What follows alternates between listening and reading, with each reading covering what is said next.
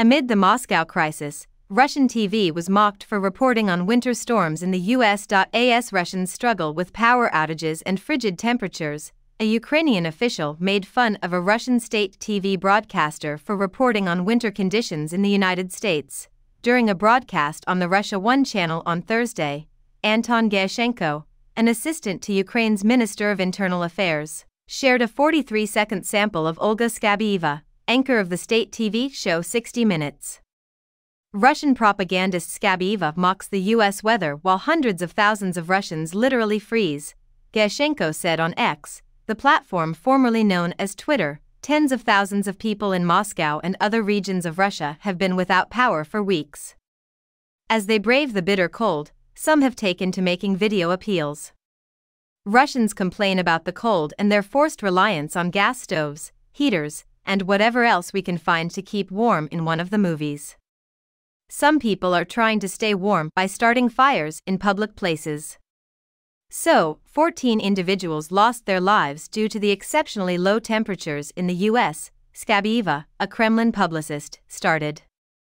At least 14 people have died in Tennessee as a result of the massive storms that have swept across the nation from Oregon to the Northeast, according to sources.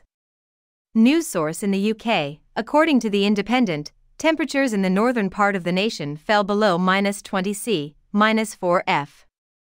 It is already out of the ordinary for them. Thus, individuals are succumbing to the cold in the open air. The cold front is expected to reach the southern states today, according to Skabeeva.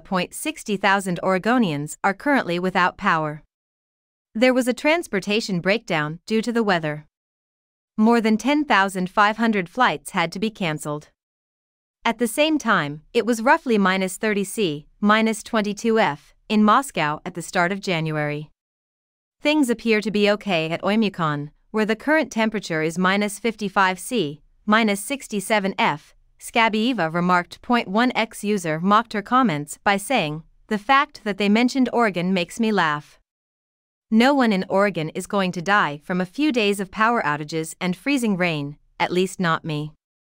Our homes are heated by fireplaces, we are not in a remote region of Russia." Creating trouble? Yes. Was the ex-user in danger?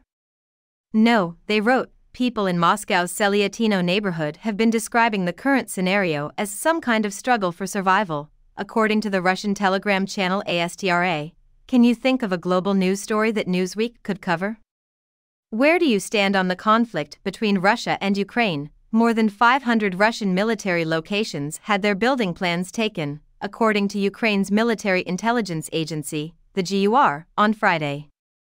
The hacking gang is affiliated to the country's main spy agency.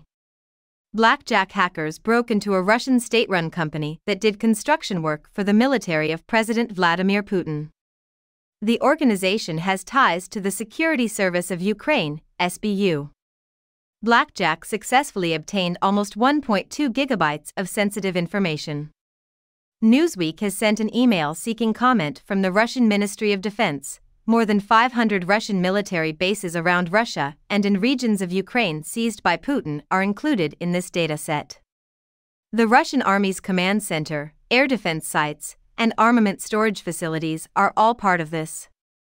Critically important information about Russian military facilities that have already been completed, are at the stage of construction/reconstruction, or are planned for construction, was transferred to the Security and Defense Forces of Ukraine, a statement from the GUR said. According to the GUR, 7 Russian servers had all of the stolen material erased as part of Blackjack's cyber operation.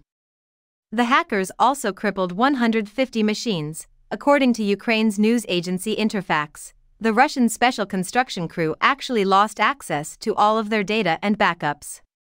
According to sources in Ukraine's law enforcement, new facilities will now have to be built from memory, according to a local publication called Ukrinform. This comes after reports surfaced a few days ago that the hacker gang had attacked M9 Telecom, an internet provider in Moscow. Ukrinform stated at the time that it rendered Muscovites internet-inaccessible. It was a practice run for a bigger operation, according to the publication's unnamed source, which would be launched in 2024 to exact revenge on the Russian hackers who breached Kyivstar, Ukraine's communications powerhouse, in 2023. Newsweek is still waiting for confirmation from the source. At least as early as May of 2023, the private company's system was compromised by Russian hackers. Former chief of the cybersecurity department at the Security Service of Ukraine, SBU, Ilya Vidyuk told Reuters earlier this month that their goals were to collect intelligence and deliver a psychological hit. The outage began on December 12 and continued for days, affecting an estimated 24 million customers. The biggest Ukrainian telecom company, Kyivstar, announced in December that it had been the target of a strong hacking assault, which led to a technical failure and the temporary unavailability of mobile connections and internet access services. This attack is a big message, a big warning, not only to Ukraine, but for the whole Western world to understand that no one is actually untouchable, added Vidyuk.